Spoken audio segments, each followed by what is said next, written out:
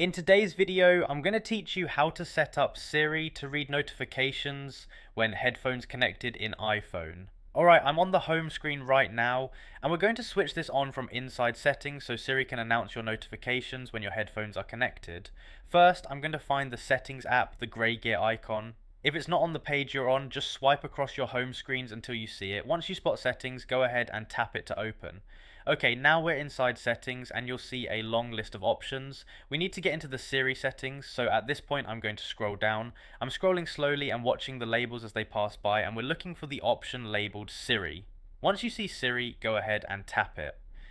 Alright, now we're on the Siri settings page. This is where you can adjust different Siri features, including how notifications are announced. The next thing we're going to do is tap on Announce Notifications. So I'm looking down this page until I see Announce Notifications, and once I find it, I'm tapping it. Now we're on the Announce Notifications screen. This is where you control when Siri reads notifications out loud. At this point we're going to turn on headphones. You should see a headphones option here with a toggle switch next to it. So I'm going to tap the toggle for headphones to turn it on.